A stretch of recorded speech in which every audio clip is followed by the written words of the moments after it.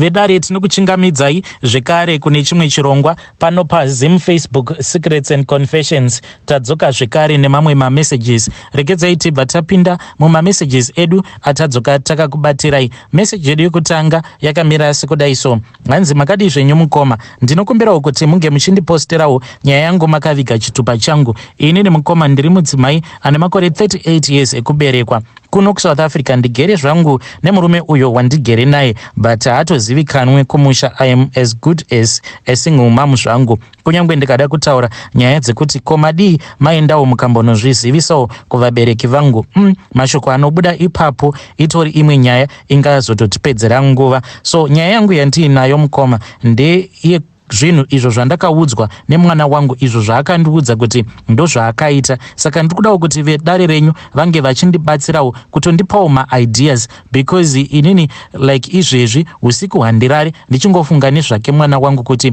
saka kana ikazosvika nguva yekuti anenge ava kufanira kuti ange achizopinda mumarriage, izvo zvaakaita hazvizomukanganisi here? Kutoti mwana wangu neizvo zvandakazoona zvakaita sikarudzi yake hazvina kutomukanganisa here? Chibereko chake hachina kutoparara here? So mukoma, zvakaitika ndezvekuti last year mwana wangu akandifonera achichema, ndikabva ndati kochiko nhai mwana, akabva angochema paya ndokubva adropa call, akabva azonditi mama ndiri kurwara mama. Ndikabva ndamuti ko uri kurwara nei? Ainge achingoti ndava kutofa mama. Izvo at that time achinditi mama ndiri kurwara, munhu ainge atonwa mishonga yekuti ange achizvibvisa pamuviri apo paainge akatakura. So akabva azonyanyisa kurwara. Iniwo ndakabva ndainge ndisina kana mari yekuti ndinge ndichidzokera kumusha. Ndikabva ndati ndinouya mwanangu, sezvo tainge tava kutoda kutonopinda muna December. Wangu mwana akanyora form 4 yake, this was last year. Saka last year ipapo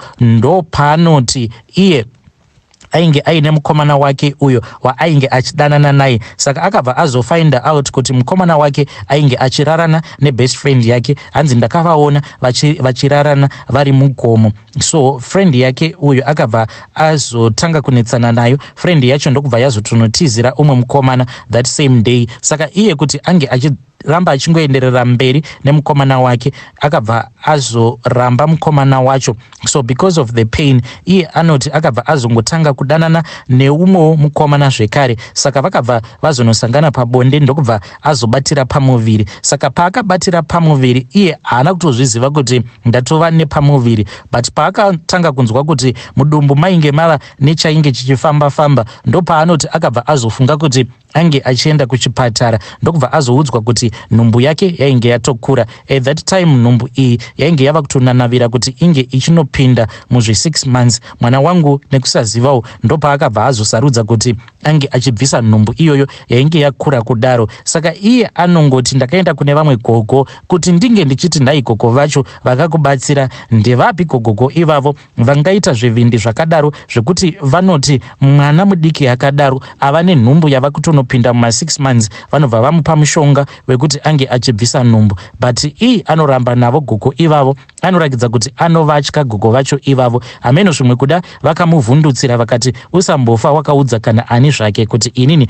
ndini ndakakubatsira. So mwana wangu ndakazoti ndazodzokera kumusha ndakaona kuti mwana ainge akaita kupera, akaita kuonda. Apa akabva andinyepera asati andiudza chokwadi achiti mama ndiri kungoenda kumaperiods ndichinzwa mudumbu, maperiods acho haasi kuda kupora awa mama. Apa paakabvisa nhumbu yacho iyoyo, mwana haana kana kumbogara aenda kuchipatara, akangozvisiyawo zvakadaro, achingoisa maped. Saka nekuda kwekuti akanyanyisa kutora nguva yakareba achingoshandisa maped, zvakabva zvazomupa infection zvekuti pandakasvika kukumba uko sikarudzi yake yainge yakaita kuzvimba, yakaita kukwatanuka nekuda kwekugara for a very long time munhu achingoshandisa mapeds, because ropa rainge richibudako mukoma aingoti paya paanenge abvisa ped kungoita kanguva kapfupi asati aisa rimwe ped, zvidya zvose izvi zvinenge zvazara neropa. So handizivi kuti ropa iri kuti tingati rainge richingobuda muchibereko kana kutoti mwana wangu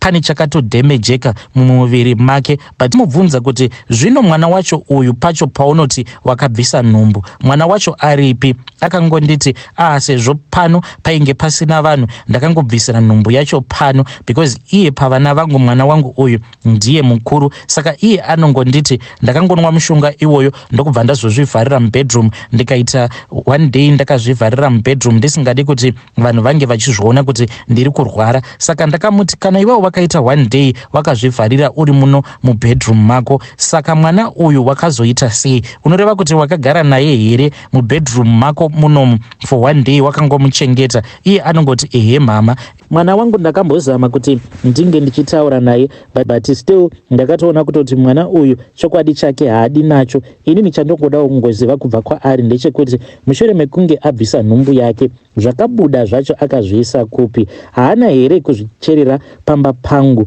And what are the effects kana kuri kunzi zvinhu izvi akazvicherera somewhere pamba pangu kana kunozvikanda mutoilet? Zvinhu zvekuti zvinogara zvichingondipa mastresses chaiwo. Uye ndinoda kuziva kuti mwana wangu uyu zvaakaita izvi hazvizomukanganisi here? Haana kutokanganisika here chibereko? Kana kuinewo vane ruzivo, please ngavandibatsirewo mucomment section.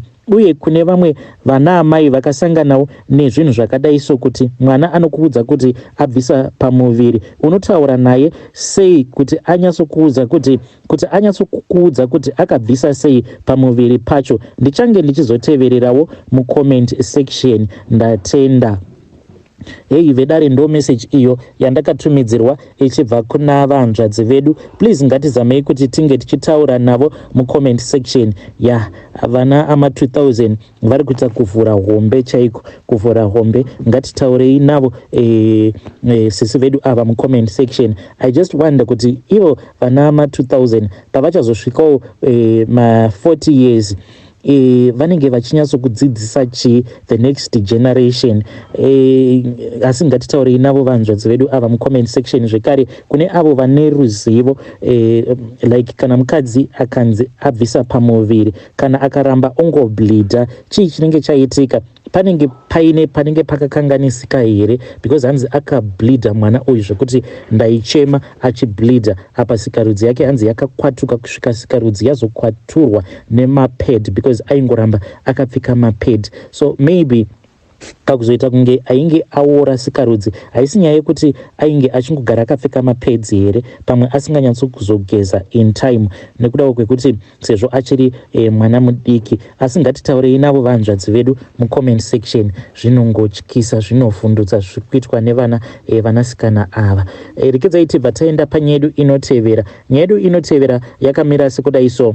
Hanzi makadi zvenyu mukoma, ndinokumbirawo kuti munge muchindiposterawo nyaya yangu makaviga chitupa changu. Inini ndiri musikana ane makore 25 years ekuberekwa. Ndinogara ndichingonamata, but still kumba kwedu kunamata akutombotendedzwi, because kwedu kunongonzi kunoitwa zvechivanhu, but mukoma chivanhu chacho chinoitwa kumba kwedu chinotyisa. I still remember pakafa vamwe vatete, ende ndo zvinonyanya kundityisa izvozvo, because inini ndiri sazita watete vangu ivavo vacho vakaitirwa chimwe chivanhu chekuti chakatyisa everyone ainge aripo. So zvakaitika mukoma ndezvekudai so. Vatete vangu ava vainge vachigara kuUK nemurume wavo nevana vavo, but vakatoita zvekutodanwa nababa vangu. There was this other night pandakangokaruka ndangopepuka pakati peusiku, ndobva ndatanga kunzwa kuti baba vangu vainge vachitaura vari dining. Ndikubva ndazomuka paya ndikabva ndaenda kudining. Ndichinosvika kudining ndopa vakabva vatonditi wamuka mwanangu, but vakabva vati huya unge uchigara apa because ndikuda kuti unge uchindibatsira. So vakabva vatanga kuti Grace not her real name, ndikuda kuti unge uchidzoka pano. So vakabva vatanga kuti Grace not her real name, ndikuda kuti unge uchidzoka kuno kumusha because tava kuda nezvako. Hapana kana kumbotora nguva ndokubva tatonzwa zvitonzi our auntie was flying from the UK. Vakangouya kuno kumukoma, havana kana kuzotombokwanisa kudzokera because vakabva vatanga kurwara, vakarwara so seriously, and vachinorwara vakabva vazotanga kugara pamba most of the times baba vaitoramba kuti vange vachiendeswa kuchipatara because pavakazonyanyisa kurwara vatete ava vainge vochema manje vaiti kana vakandidana vaita zvekudana vachiita zvekuzevezera vachiti Grace endawo neni kuchipatara enda neni kuchipatara mwana wehanzvadzi yangu ona kuti mukoma vari kundiitira utsinye sei havasi kuda kuti vange vachienda neni kuchipatara nekuti vanozviziva baba vako kuti kana ndikangoenda kuchipatara ndinenge ndatopona ini handisi kuda kufa ko vana vangu ko murume wangu. So ndo zvainge zvichitaurwa navatete vangu ndokubva vazoshayika. Saka vatete vakangofira mumba ndo pavakabva vazoya manje vachizotakurwa vakabva vazoendeswa kuchipatara.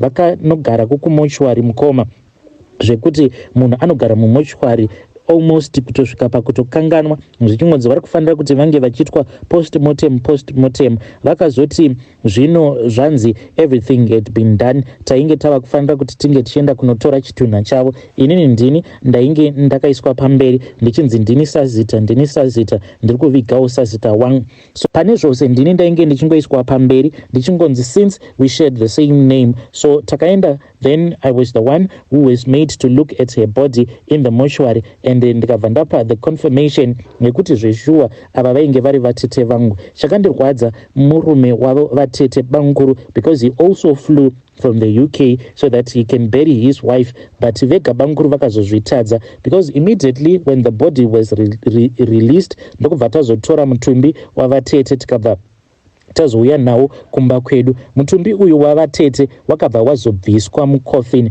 Yo, that was just too much. Kana vamwe vanhu vainge varipoka vakatotanga kutotaura kuti izvi hazviko izvi, but anyway vanhu vakabva vangonyarara vakasiya veukama vachiita zvavainge vachiita. Vatete vakabva vazoburitswa mucoffin ndokubva vazoradzikwa pasi pakawaridzwa chimhasa, then pakabva pazowaridzwa rimwe 2-in-1 on top, then mutumbi wavo vatete wakabva wazoradzikwa pamusoro pejira riya rainge rawaridzwa pamusoro pechimhasa. Throughout the night people were just looking at my auntie because vakavafukidza but havana kuzonovafukidza kuface kwavo. Mangwana acho makuseni, that was when banguru murume wavatete patakangonzwa zvichinzi aenda akangotora vana vake ndokubva atoenda. So takazongosara toviga vatete vedu tiri tega. Maindiyo mukoma painge pambonzi vatete vaifanira kuti vange vachizovigirwa muHarare, but all of a sudden now nyaya yakabva yazochinjwa zvikabva zvazonzi we were supposed to travel all the way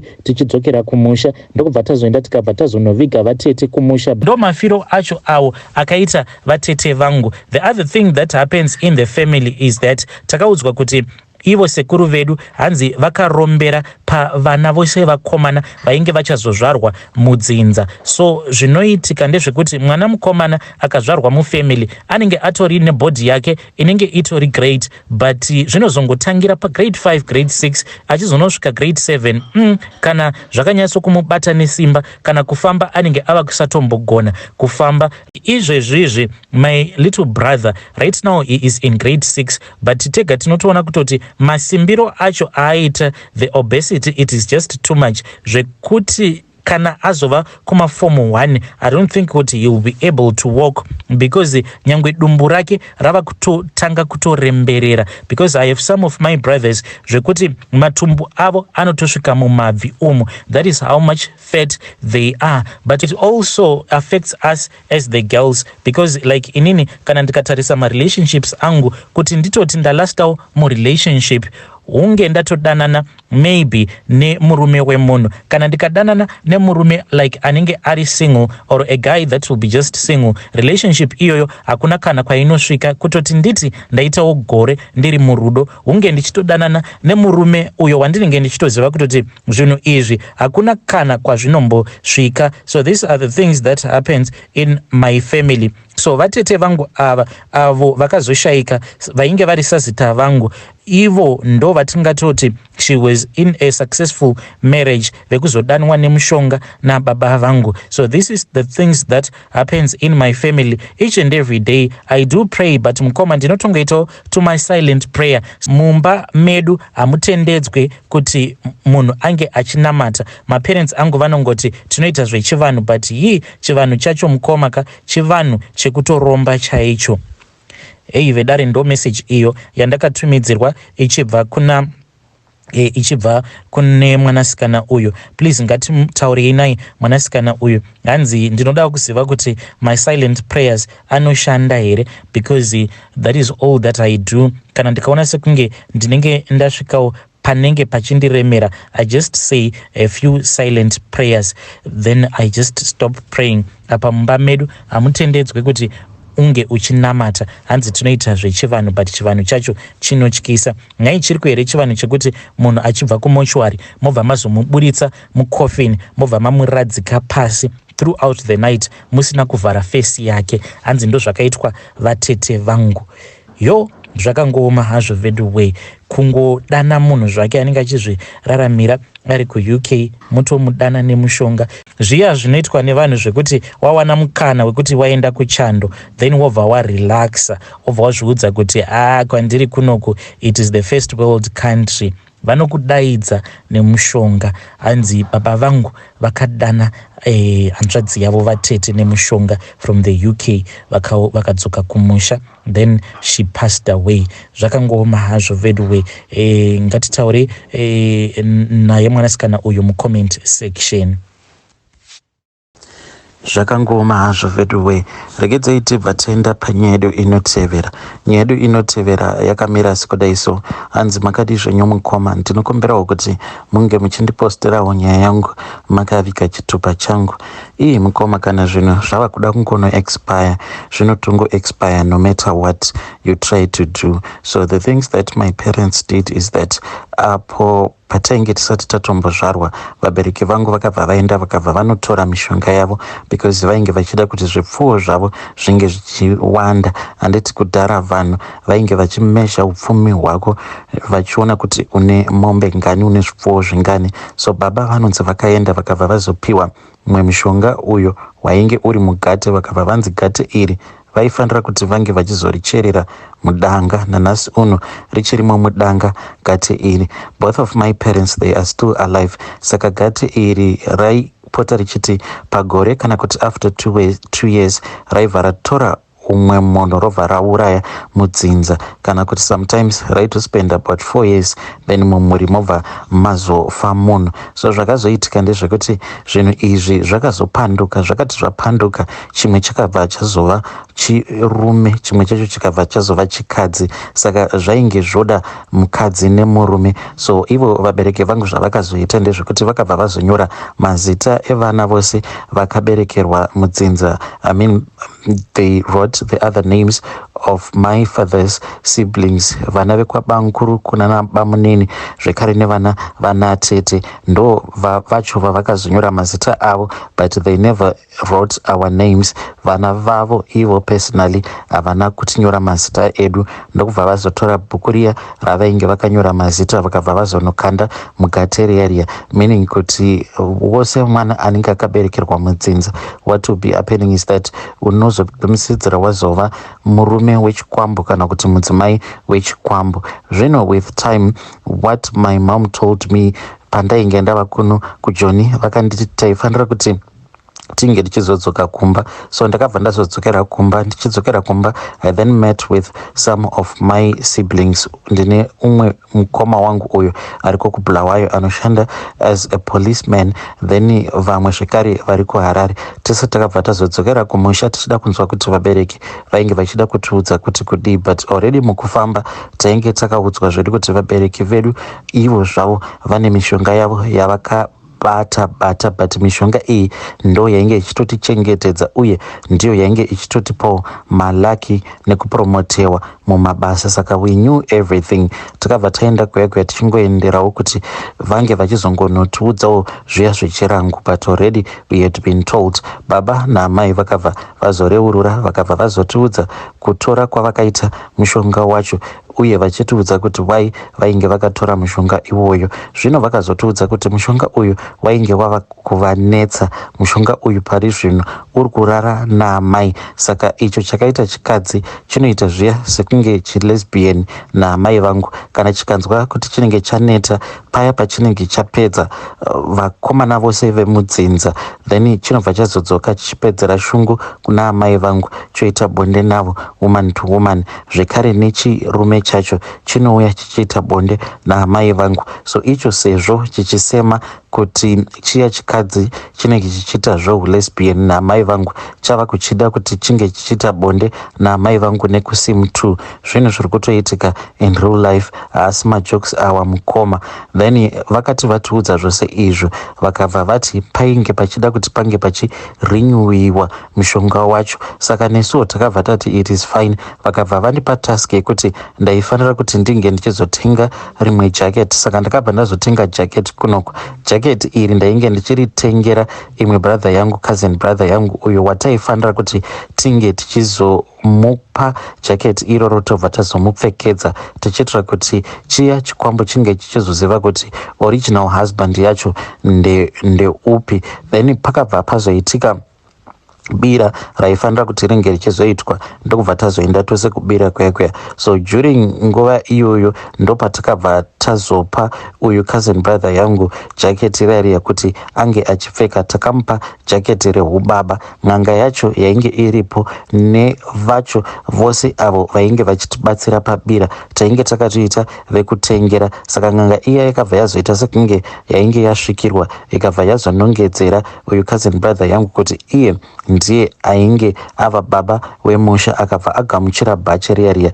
But hameno zvakazongoitika because mavhows acho haana kuzorinyiwika. Amai vakazotanga kuchema a few days after vachitaura ivo vachiti vainge vabatwa chibharo nechimwe chikwambo chacho mushure mekunge vaenda zvavo mubedroom mavo pane zvavainge vachitoda. Vakabva vati nyakwekwe, vakazotobuda vava kuchema vachiti vakati vachingonopinda mubedroom mavo ndokubva vatotanga kutonzwa hope, vakabva vanorara pamubhedha. Then vakati vamuka vakabva vatoona chikwambo chiya chiri pamusoro pavo chichitovarepa, saka vainge votochema. Ndonyaya yavo iriko kwedu iyi mukoma. Vabereki vachiri kungoti vari kutsvakawo nzira dzavanogona nadzo kuitira kuti vange vachirinyiwa mavhows awa, nekuti kana auta iyi ikasarinyiwiwa zvinoreva kuti zvinhu izvi zvinobva zvazotapukira kwatiri ende zvinenge zvava neukasha zvekare nekune vana vedu. Saka each and every day ndinotongonamata kuti dai auta iyi yakwanisa kurinyiwiwa, because handidiwo kuti vana vangu vange vachizosafa semasafiro atakakura tichiona macousins edu achisafa nanhasi uno nemasafiro ose avo aachiri kuita.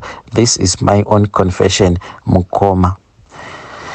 Hei vedare ndo message iyo yandakatumidzirwa ichibva kuna vanzvadzi vedu. Naimi zvakangoma hazvo vedu we, hanzi ndinotonamata each and every day kuti dai takwanisa kuwana mukana nemasimba ekuti auta iyi inge ichizo rinyiwiwa. Otherwise zvinhu izvi zvinozoya kwatiri neukasha. Apa amai vangu hanzi vanogara vakabatwa chibharo nazvo zvinhu izvi zvakaenda zvikanotorwa nababa. Strange things do happen in this world. Hanzi gate racho rakachererwa pakati pedanga, ririmo mudanga remombe. So vainge vachidawo kuti mombe dzavo dzinge dzichiwanda. Ndakavabvunza vakabva vati hanzi pari zvino kumba hakusisina kana mombe kana 1. It is just a matter yekungoti wopamba hapangazoshayi danga, pangopamba pangova nemadhongi. Madhongi ndo ava kugaramo mudanga, danga renge rimbori remombe. Hanzi pamba pedu paimbova nemombe dzainge dzichisvika more than 50 mombe dzainge dziripo pamba pedu patainge tichiri kukura. But zvose upfumi hwacho hwose hanzi hwakatsakatika. Pakaipa.